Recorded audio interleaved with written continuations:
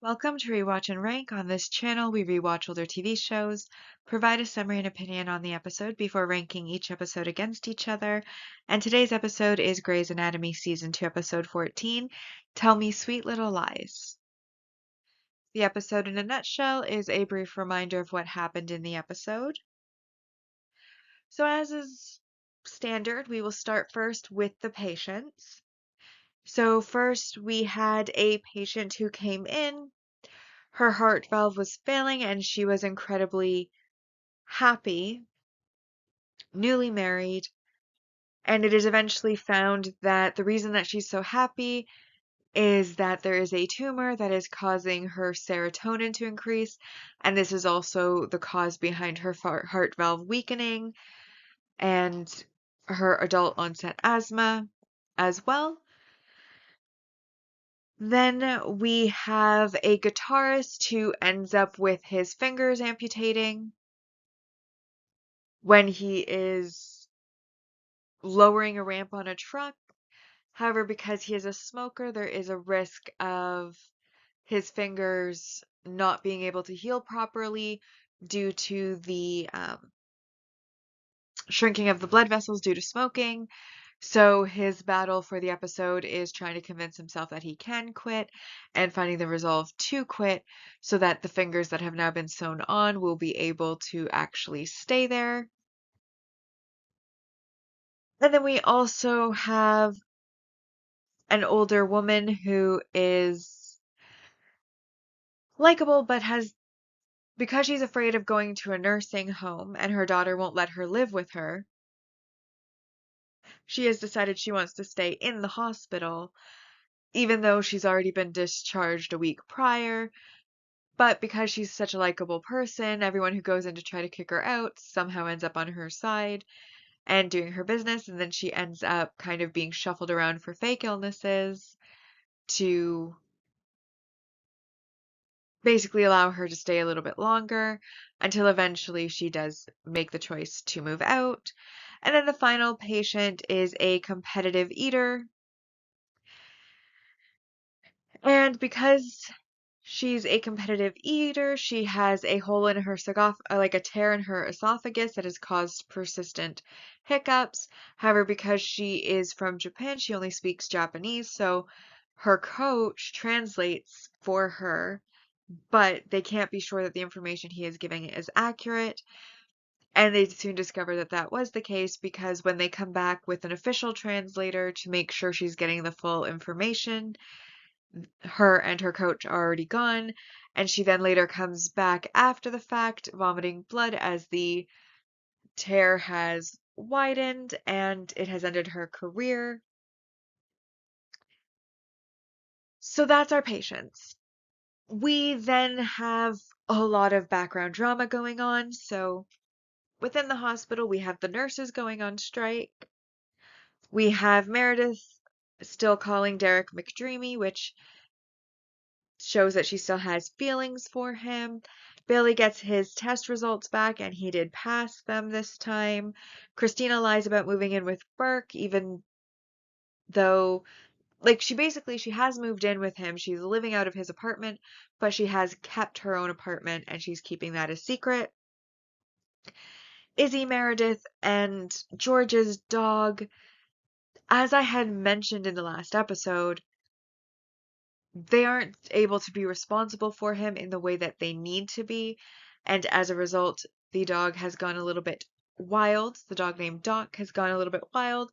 So by the end of this episode, they have given the dog to Derek, who has all this land so that he can properly take care of him. And then we also have George having a bit of a fit because Meredith really didn't want to give up her dog.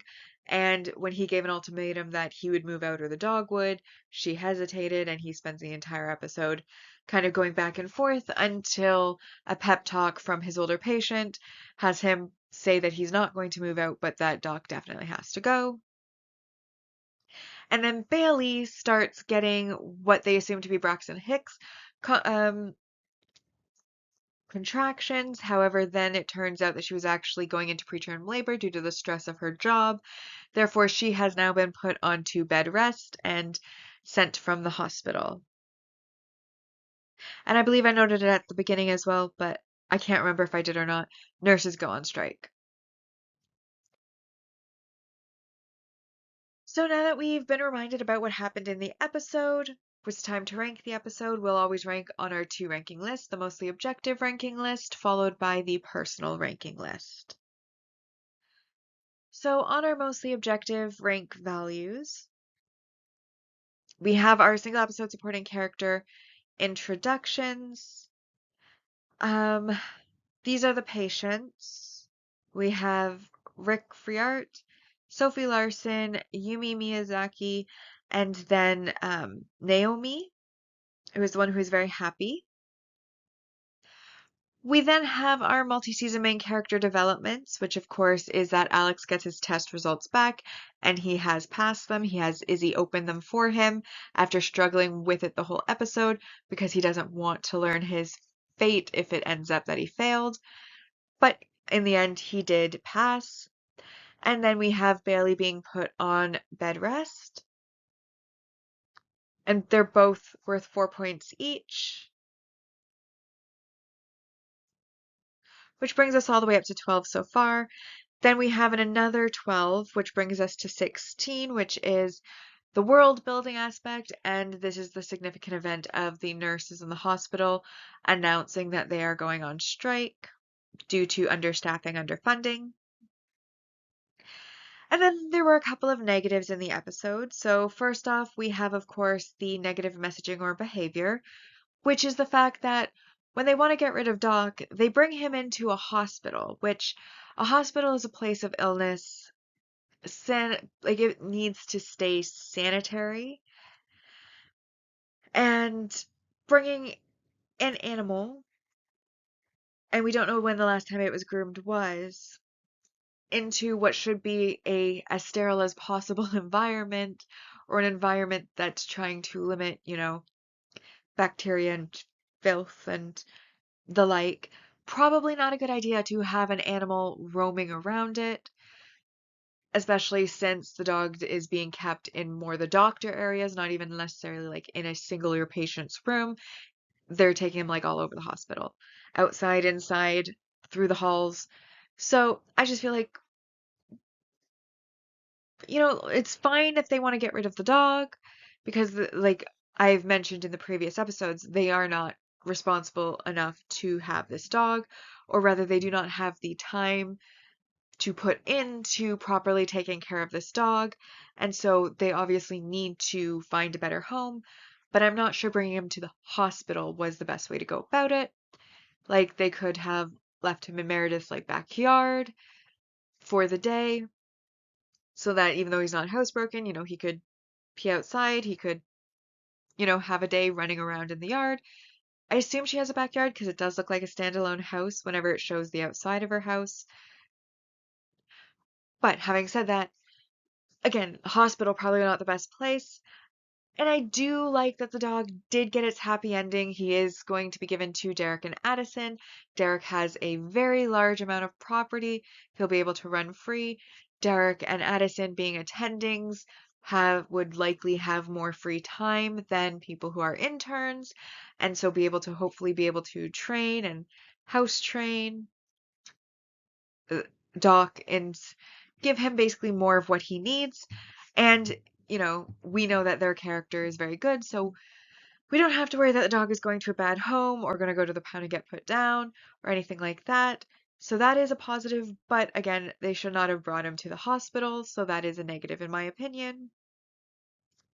And then we have our main relationship regression, which is, of course, the fact that Christina is lying to Burke about moving in.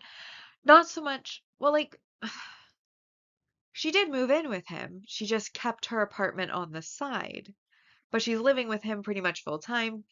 So she did move in a sense. It's just, if we're talking semantics, she has a backup plan by keeping her old apartment, but because he does not know about that apartment, That obviously is why in this lie-themed episode, Christina is considered to be lying to Burke, and obviously that's going to be a negative. But with all of those points being said, it is above 10, which makes this a mostly objective rank value of a 10 out of 10. Bringing us to our season 2 ranking so far in our mostly objective ranking.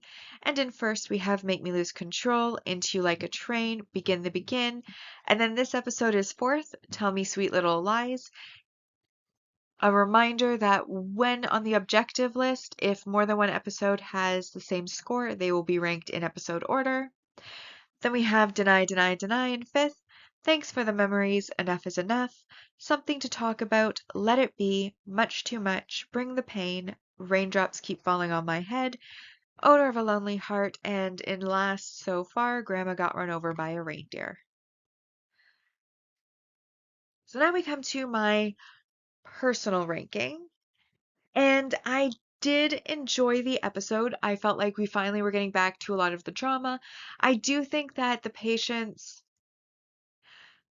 because it's a medical drama, there's always going to be patients in every episode, but some patients have more interesting cases than others, and some patients are more memorable than others. And in the case of this episode, because there was so much personal drama that I cared about more going on, I kind of didn't really think, okay, I don't want to say I forgot the patients, but they didn't feel like a large part of the story. They felt more like an afterthought, like an, oh, right, we're not just a drama, we're a medical drama. We've got to have patients. Here's some. Ta-da! But, there wasn't like a standout patient or like a standout story or anything that really would leave a lasting impression or impact when put against all of the personal drama that's happening around the characters throughout the episode. So that's a factor in my scoring. However, I love the personal drama of the show. That's the part I like the most. So I really enjoyed how the drama is starting to kind of kick back up with each of the doctors in their personal lives. But again, even with this case, like the drama wasn't super interesting. Like the nurse is going on strike. I feel like they're going to do something fun with that for the next episode. But ultimately, Meredith, she still had feelings. Now she's admitted she still has feelings and never stopped having feelings, which is great, but we already knew that. Alex and his test scores, of course, we're rewatching, so it's not like we were in suspense. We know he sticks around for several more seasons, so again, we don't really have it's like, great, he passed, but we kind of knew he was going to anyways. And even if it wasn't rewatching, it's like he is one of the main characters at this point, part of Bailey's intern team, and at this point, we haven't had like a real large turnaround in the cast. So there were also probably, even the first time you're watching it, would have been an assumption that he was likely to pass. George, he's the one who gave the ultimatum. She never gave an answer. He decided on his own he wanted to move out. He spends the entire episode buttsore about his own decision that he wants to move out because of the dog, before then in the end being like, actually, no, I don't want to move out. I'm staying and you don't get to choose. Well, yeah, she was the one who made the choice. It was you. So, duh. But I don't like George, so I didn't really care about that one. Definitely Meredith and Derek, they're still definitely in love. They share the lingering glances. They have the hesitation to part ways. She's giving him her dog. Like, she's clearly still in love with him. She's calling him McDreamy, which of course, makes Christina worried because she's like, Derek, you broke her heart. Now she's calling you McDreamy again. You know, I think you're leading her on or you've done something, but it actually is just Meredith has always had those feelings. And then there's Christina, who struggles with whether or not to tell Burke she kept her apartment.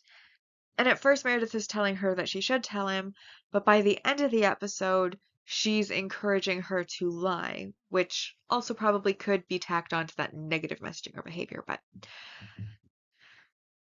ultimately, I'm even with like Doc, I'm more relieved than anything that he's going to a better home because, I went on a rant, I think, the last episode about how irresponsible they were as pet owners and how they had no business having a pet. So this episode, I'm glad that we're seeing some resolution to that.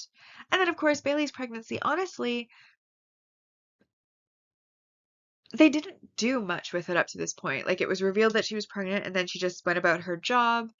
There was a couple of scenes here and there where she would, like, talk to her bump. But now we actually are getting some actual, like, having that worked into the plot, which I think is nice because we haven't really had that to date. But again, it's to send Bailey to bed rest. So, yeah, I feel like a lot happened. But the amount that actually like spoke to me on a personal level or an entertainment value level or like an emotional level was minimal. And so for that reason, I ended up deciding an 8 out of 10 was reasonable because there was nothing overly like majorly offensive about the episode. I did like all of the patients, none of them were terrible people. I liked all of the drama and how many things were happening.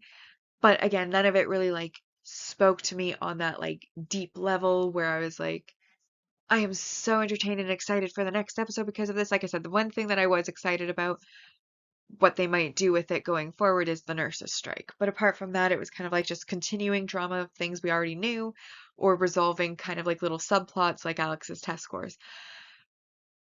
And that then brings our season 2 ranking so far in the personal ranking to in first, Make Me Lose Control, Raindrops Keep Falling on My Head, Something to Talk About, Into You Like a Train, Deny, Deny, Deny, Let It Be, Tell Me Sweet Little Lies, this episode is in 7th, Begin the Begin, Thanks for the Memories, Much Too Much, Enough is Enough, Bring the Pain, Grandma Got Run Over by a Reindeer, and then currently in last place I have Owner of a Lonely Heart in 14th. And a side that I just thought of before we go to the next segment is I am starting to get a little bit bored of this Meredith Derek thing. I mean, obviously, as rewatchers, we know and they end up together. And then we have Addison and Derek trying to make it work. But at this point, Meredith and Derek, they flirt, they have longing glances, they hesitate to leave each other's company. Addison and Derek sometimes are like uh, what's the word? Congenial? Friendly to each other, but they don't have any passion. If they're even noted most of the time, they're fighting or they're just in a blah friendliness. And it's like, I would like them to maybe get a move on with that plot, please. And I can't really remember how long it takes them to get back to that, but I'm starting to get a little bit bored of it. And I did want to point that out here, though I don't think that impacted the score because it's more overarching series, not this episode specifically. So now we will move on to our final segment, which is our series ranking so far. And on our mostly objective ranking on season 1, it ended as a score of 77.78%. And season 2 so far has gathered 103 points out of 270. The personal ranking, the first season ended at 66.67%.